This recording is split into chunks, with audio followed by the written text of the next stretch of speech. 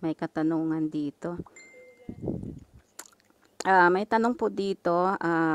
Tanong ko lang po na ang Heavenly Kingdom ay dito sa mundong ito. Ibig ba sabihin ng impyerno ay dito rin sa mundong ito?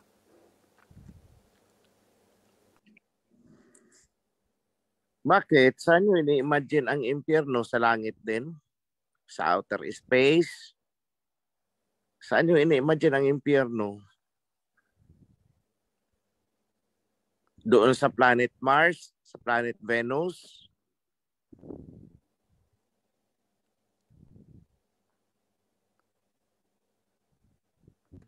Saan nyo ini-imagine kung nasa ng impyerno?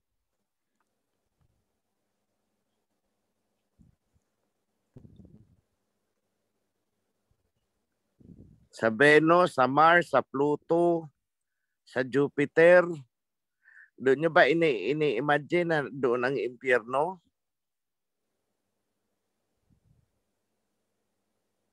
Di ba nandito sa mundo? Ganun lang yung kasimple i-analyze.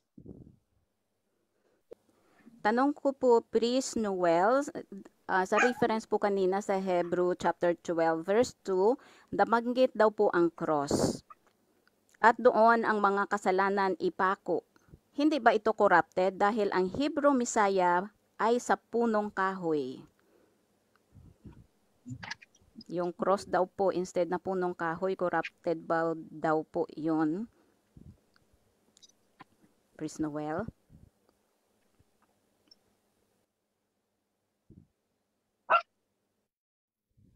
Let me take that. Okay. Happy Sabbath po, mahal na hari. Happy Sabbath sa lahat. Ano yung pinako ang kasalanan sa krus o pinako sa kahoy? Both ways, mali yan. Sige nga, paano nyo? Ipako nyo nga ang kasalanan nyo kung paano.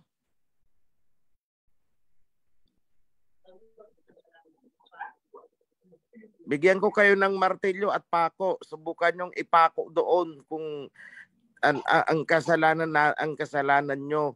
Gawa tayo ng krus o gawa tayo ng kahoy at sabihin ko sa inyo, sige, yung kasalanan mo, ipako mo dyan. Sige, tingnan natin kung paano mo gagawin.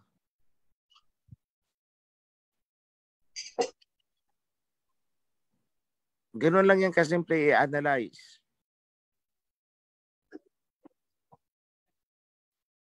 It's immaterial kung cross o kahoy. Kasi ang cross ay kahoy, hindi naman semento. May papako mo ba ang Misaya sa sa cross kung ang cross ay semento? Diba hindi? Kahoy yun. Kaya ang translation dyan ay tree. Because it's wood. O ganun lang yun, not cement. Kasi kung cement yun, kung ang cross na yun ay, kung ang pagpinagpakuan ay semento, hindi maipapako.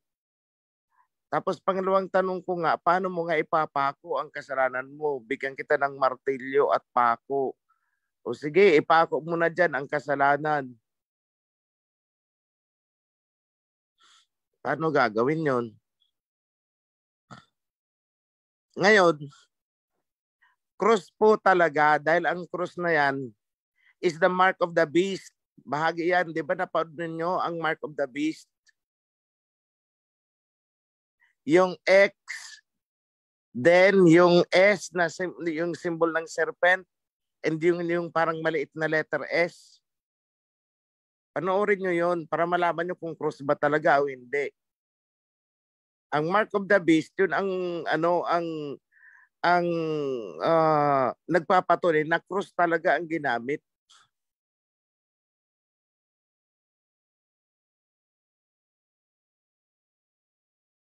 So kung hindi sa cross ipinako, para saan itong cross ngayon na sinisimbolo ng mga Romano? Eh di absolutedo pala. Sasabihin ninyo, ay hindi naman pinako ang Misaya kasi wala namang cross eh. O di inabsulto nyo itong mga Kristiyano na nagpapaantada ng cross. Eh ang mark of the beast is cross ang symbol. X, symbol ng serpent tapos yung parang S. Panoorin nyo kasi lahat ng video ko, maintindihan nyo yan. Para hindi na kayo nag-i-speculate ng kung ano-ano. Yan lang mga kapatid. Maraming salamat po, mahal na hari.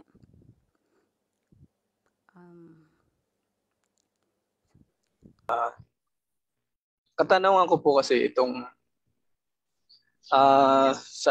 ito pong pillar of clouds at pillar of fire po sa panahon ng inilabas po ang Israelites sa Egypt. Dito po sa ating panahon ngayon, sa modern age, sa kanila po kasi literal na fire at saka clouds. Dito po sa ating panahon ngayon, ito po bang pillar of clouds and pillar of fire na ito ay posible po bang ito ay ginagampanan din ngayon ng two witnesses na sila rin yung pillar of clouds at sila rin yung pillar of fire sa ating kapanahunan po sa modern age? Yun po yung aking katanungan. Medyo out of topic nga lang po. Marami pong salamat. So, regarding doon sa pillar of clouds, pillar of fire, iisa lang po yun. Ang pillar of cloud ay ang pillar of fire. Ang pillar of fire is the pillar of cloud. Kasi sa araw, kaya cloud siyang titingnan kasi maliwanag, may araw. Sa gabi, Okay.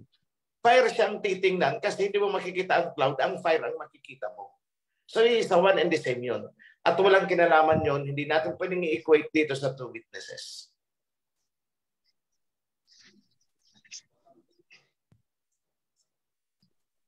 So, itong two witnesses po, hindi po yan yung hindi po yan guiding light na parang pillar of cloud and pillar of fire. They are not acting that way. Iba ang behavior nila. Iba ang purpose nila. Iba ang pinagamitan sa kanila. And they themselves don't know na ginagamit sila. Hindi nila alam. They have no knowledge. Yan lang po. Thank you po, aming kamahalan. Maraming salamat po sa kalinawan. Okay, meron pong question dito sa Facebook Live. Ano po ang exact word or correct word sa ransom for many na ginamit po nila sa translation from Matthew chapter 20 verse 28? Even as the Son of Man came not to be served but to serve and to give his life as a ransom for many. Libadura po yan. Di ba itinuro naman na natin na hindi siya naparito para magpakamatay, para lang isave tayo? Bakit tayo i-ransom? Bakit tayo i-redeem? Tayo ba'y nakasangla? Di ba hindi? Sumali po yan. Naparito siya to establish His kingdom. Hindi siya naparito para mamatay para sa mga kasalanan natin. Hindi po totoo yung kamatayan niya, ang kapatawaran ng ating mga kasalanan. In-explain ko na po yan paulit-ulit na noong marami ng nakaraang panahon. Siguro ko hindi mo brother o sister na pakinggan yun o hindi mo inabot. So, ang Mesaya po, pwede siyang magpatawad na hindi niya kailangang magpakamatay. Hindi naman sinabi ng ama na, ayan na yung anak ko, patayin ninyo para mapatawad na kayo ng mga kasalanan ninyo. So hindi po totoo yung doktrina, libadura po yan. Dahil ang totoo, kung tayo man ay binihag, hindi tayo kailangang tubusin dahil pag-aari naman tayo ng anak, di ba? Di kinyahawasay. Inheritance tayo eh. At wala naman doon nakalagay na tayo isinangla niya sa mga Babylonians para tubusin niya, i-ransom niya. Wala. So doktrina po yan, libadura yan, hindi totoo yan. So pakibasa priest Dato, yung nasa corrected version. I think na-correct na natin yan, yung portion na yun. Anong version? Sister, anong verse po ulit yun? Matthew 20 verse 28. Matthew 20, verse 20.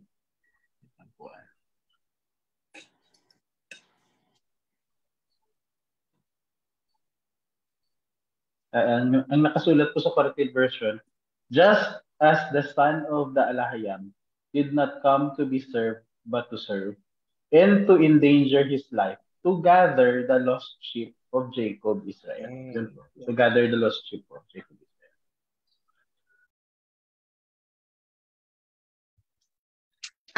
Ano na po, alam na po natin ang itsura ng Misaya noong nagkatawang tao siya. Gaya natin, mga Shemites, maaring kakulay natin siya, mga Opirian. Nung nagbalik siya sa kaharian ng ating Alayam, may posibilidad bang bumalik siya sa kanyang anyo bilang heavenly highly ranking angel o commander-in-chief? Yes.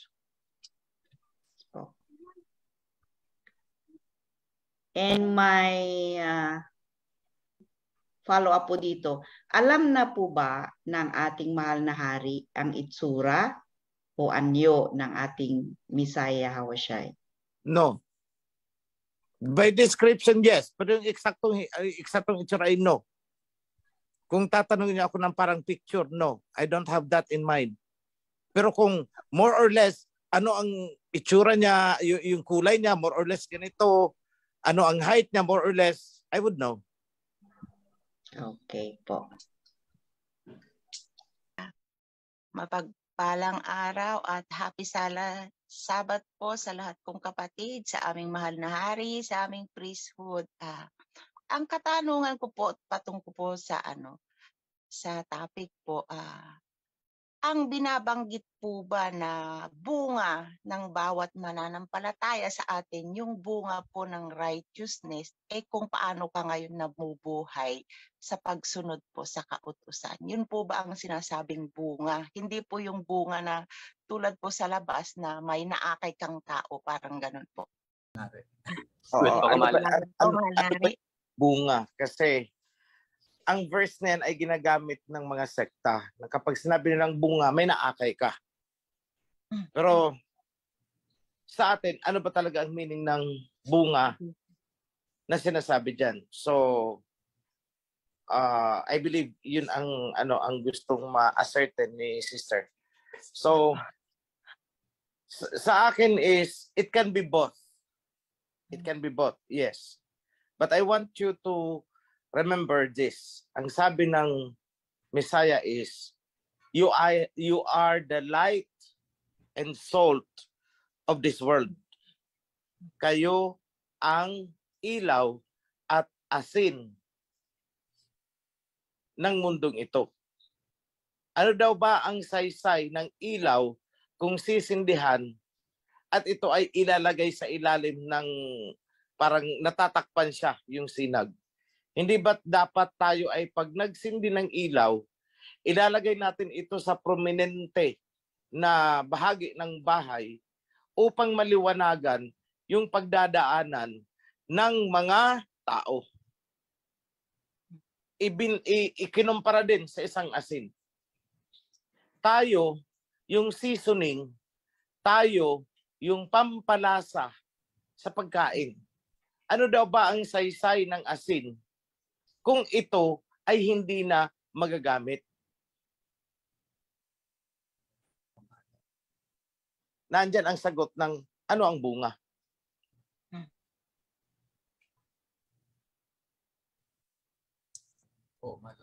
The same ang ibig sabihin ng parable na yan. Pareho ang sinasabi, iisa ang tinutumbok. So doon tayo, kunwari yung ilaw. Ano ang purpose? Bakit naglalagay ng ilaw?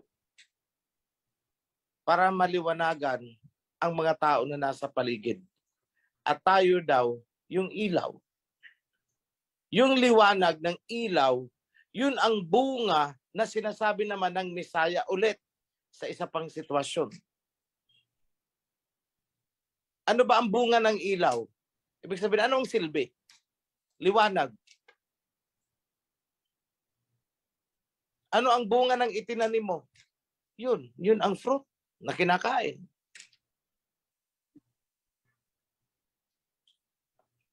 Ano ang silbi ng asin? Pampalasa. In short, tayo ay kailangang maging distinguished. We should be recognized by the people. Hindi yung recognized na purihin. Hindi yun ang ibig kong sabihin. Ang ibig kong sabihin, kailangang matanaw nila yung ating ginagawa. Our deeds.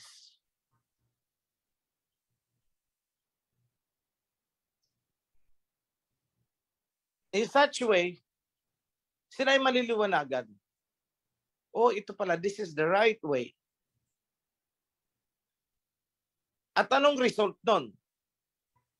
Is sasama sila sa tamang daan. Hindi sa dating daan, kundi dito sa tamang daan.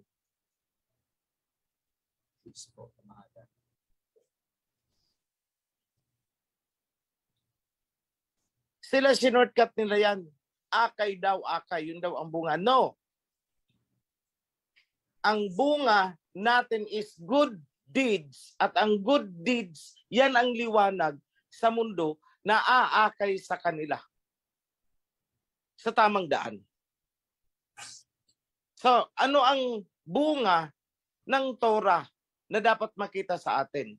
Ano ang bunga ng covenant laws na dapat makita sa atin? Good deeds, righteousness. Yun ang bunga na dapat makita sa atin at yun ang magiging liwanag para sa mundo. So, yan po ang pinakatumbok dyan. Ano ang bunga? Righteousness. Our righteous acts, our righteous deeds. Yun ang asin. So kung wala tayong righteous deeds, para saan ang asin? Wala kang asin. Tunaw. Lusaw. So we must bear good fruit. O ayan na naman. The good tree bears good fruit. Sinabi din niya ng Messiah. If you are a good, righteous tree, then again, yung bunga mo is righteousness. O, the same pa rin ang sinasabi ng Messiah. So I hope that is clear for everyone. So ang bunga ng covenant laws ay hindi adultery. Ang bunga ng covenant laws ay hindi pagnanakaw,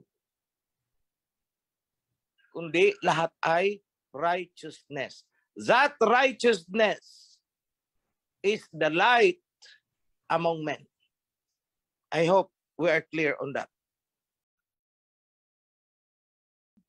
Tanong ko po tungkol dito sa pagdadaanan nating alon or unos na pagbabatikos ng mga sekta-sekta sa atin. Ito po ba ay dahil na rin sa nasusulat na kayo ay kamumuyan dahil sa aking pangalan? One word answer is yes. Yada. Okay po, maraming salamat po. Ito po ay isa pa pong katanungan. Happy Sabbath po. Tanong ko lang, may buuhin ba tayong ministry para defensa sa mga naninira sa atin o sasagot at haharap sa mga paninira ng mga Babylonian? Yun po ang sagot. Ayun po ang tanong po niya, mahal na hari. One word answer is no, wala. Okay, thank you po. Because it is the work of everyone. Yan na. Walang manalang araw, aming mahal na hari, mabuhay po kayo at sa ating lahat mga kapatid na narito sa kingdom. Mahal na hari, ang katanungan ko po ay sana'y kung ito'y pagkakamali ko, pagkakasala ay patawarin po ako ng ating inyong lahat. Ang katanungan ko po ay tama po ba na tawagin ang kawan ng Offered Heritage na makalangit? Kaya ko po nasabi ito dahil doon po sa katuruan na hindi naman po tayo mga rapturyan, hindi naman po tayo pupunta sa langit. Kaya po ito na pumasok sa aking katanungan. At yung po bang covenant law na sinusunod po natin dito sa kaharian, covenant laws din po ba yun ng kalangitan? Yun lang po, mahal na hari. Salamat po. Oo. Bro, dalawa lang naman ang pwede nating pamilihan makamundo at makalangit. Di ba? Yung sinusunod nating patakaran ay makalangit. So makalangit tayo. Tama bro, makalangit.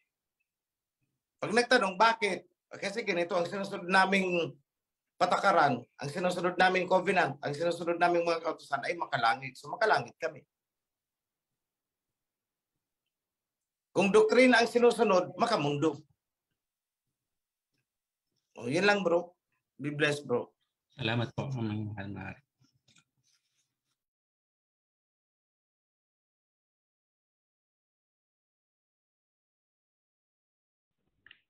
Mapagpalang araw po, citizens of the kingdom, lalong-lalo na sa mahal na hari. At muli kaming nagagalak na narinig muli ang kanyang boses. Mahal na hari, mapagpalang araw po. Happy Sabbath. Matanong lang po, mahal na hari, na sa kapanahunan ba ng mga patriarchs katulad na Moses, katulad ng aming Abraham, Isaac, Moses at Jacob, ay sa ngayon po ba ay may incorruptible flesh na sila? Yun lang po. Maraming salamat po, aming mahal na. Wala pa sa kanilang incorruptible flesh. Kaya nga namatay sila, di ba? Kasi kung incorruptible flesh na sila, hindi sana namatay. Yada po. Yun lang yun. Corruptible flesh.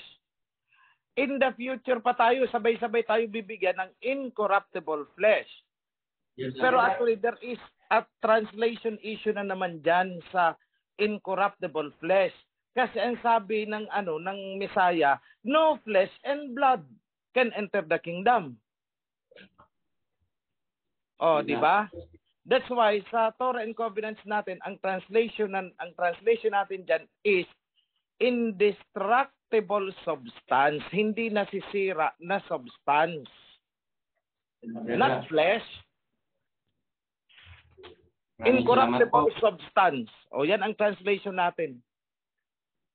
Kung ano man ang substance na yun na gagamitin sa atin, ang alahayam ang nakakalab niyan. Basta incorruptible yun. Binaril ka, tatagos ang bala, kusang maghihilom ang dinaanan ng bala. Tapos, incorruptible. Hindi yung iniisip natin na para na tayong multo, na parang hangin, parang usok, barilin mo ang usok. Wala. That is the imagination of other people. I don't know. Pero sa akin lang ang incorruptible substance, barilin mo, tatagos, maghihilom ang dinaanan. Para lang bang Terminator yata yun na pelikula? Yan ang sa akin. And that substance, pwedeng mag-invisible yan. Pwedeng mag-adjust para tangay lang ng hangin. Magsosolidify at the will of the person. Ibang klaseng substance yan. So ganyan ang tinutukoy dyan. So, I hope it's clear. Kalimutan nyo na po ang incorruptible flesh. Kalimutan nyo na yan. Incorruptible substance. Maraming salamat po. Yada. Mapagpalang hapon po mga kapatid. Maitatanong lang po sana ako. Kung pwede po i-define ang holy as uncorrupted para makatulong po ma-differentiate sa pag-explain sa labas dahil ang definition po nila ng holy is specific lang po sa rituals nila. Siya lamang, maraming salamat po.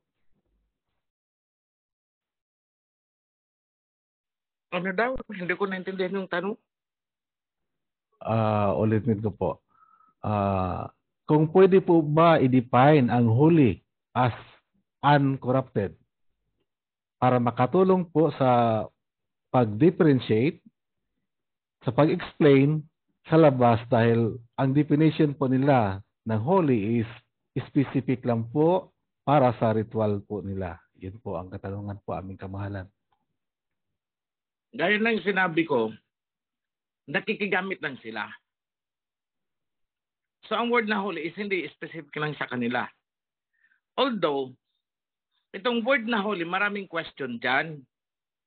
Kasi daw associated dyan sa ganito, yung Babylonian daw, kasi ang dapat daw is sacred. Pero pag hinanap mo naman ang term na sacred, associated pa rin naman. So ano na lang ang gagamitin natin? Di ba? So sa akin is, yung word na holy, the way we use it,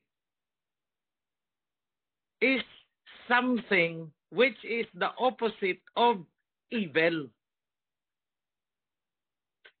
Hanggang dun lang tayo. Huwag na natin i-complicate lahat yan. Pag sinabi natin holy, opposite of evil. Yan na lang ang ipakahulugan natin dyan. Wala tayong maisosubstitute na salita para dyan. Either in the Tagalog language or in the English language, wala tayong maipapalit dyan.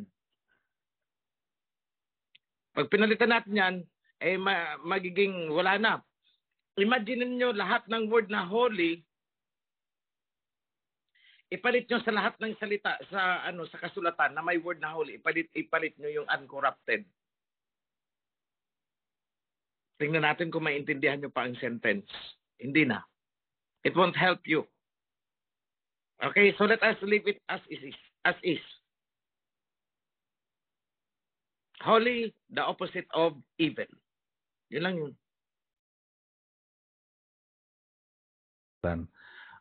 Meron lang po akong babasahin din po na katanungan po dito, kamahalan, na pinadala po sa akin directly.